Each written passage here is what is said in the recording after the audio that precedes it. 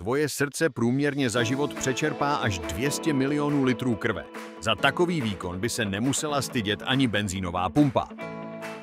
Když kýchneš, proud vzduchu vypuzeného z tvých plic a obsahující tak trošku od všeho něco, tedy částice slin, hlenu, bakterie, viry, se pohybuje rychlostí až 160 km v hodině, tedy zhruba stejně rychle jako vozidlo jedoucí po dálnici nebo podobně jako hurikán. Kdybys narovnal veškeré řetězce DNA v tvém těle, dosahovaly by délky přes 16 miliard kilometrů. Podobnou vzdálenost bys urazil při výletu ze Země na Pluto a zpět a ještě jednou dokola. Tvůj nos obsahuje na 400 různých typů čichových receptorů. Díky tomu dokážeš rozlišit až 1 miliardu různých vůní či pachů.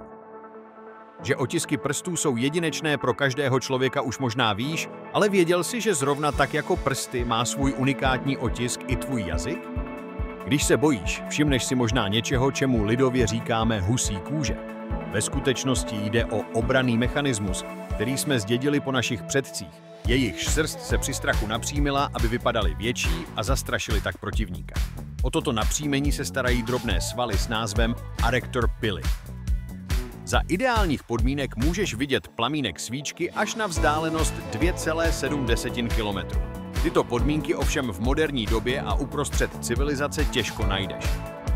Tvoje krev stihne oběhnout celým tělem za pouhých 20 vteřin. Za celý den tak stihne procestovat vzdálenost až neuvěřitelných 19 000 kilometrů, což je polovina obvodu naší planety. Každý den se tvé tělo zbavuje v rámci regenerace přibližně 1 milionu kožních buněk. To za celý rok představuje trošku nechutnou hromádku o hmotnosti až 3,5 kg. Když se čerstvě zaláskuješ, tvůj mozek vylučuje dopamin a serotonin.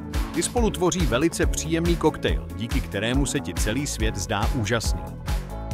Tohle bylo 10 zajímavostí ze světa medicíny, aneb co ti neřekli o lidském těle.